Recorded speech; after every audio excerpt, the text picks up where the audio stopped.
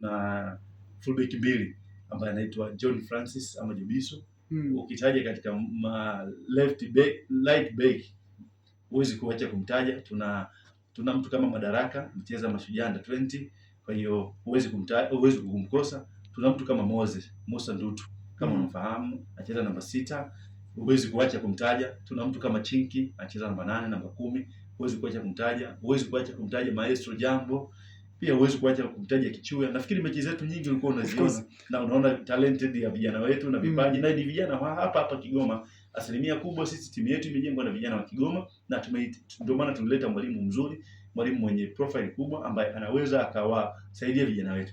Na target namba 1 ya Kajuna FC ni kuwasaidia vijana na kuwapromote vijana ili watoke sehemu moja waende sehemu nyingine, na sio kuwakandamiza vijana.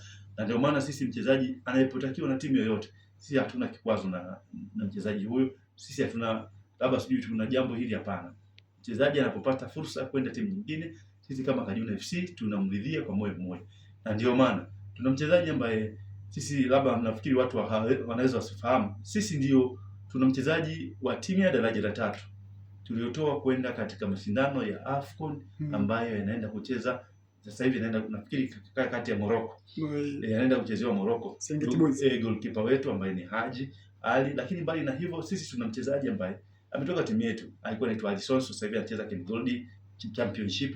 Kwa hiyo sisi ni wazazi, tunalea vijana lakini tunawapa fursa. Sisi hatumbani na timu yoyote ikija kwetu. Kama mchezaji akiridhia, sisi hatuna shida. Sasa sio kana kwamba mchezaji karidhia sisi tunaweka ugumu. Hakuna hicho kitu kwa Kajuna FC. Sisi lengo letu ni kusaidia vijana wa Kigoma, na tutaendelea kusaidia na tutaendelea kuwa promote, na tuna promote vijana wote. Ndio maana ukiona mkurugenzi wetu sera yake ni kwanza ni afya ya jamii. Afya ya jamii kupitia michezo. Na ndio maana anatamani muda wote kuwa kuna burudani katika mkoa wa Kigoma. Na ndio maana mashindano ya Kajuna Cup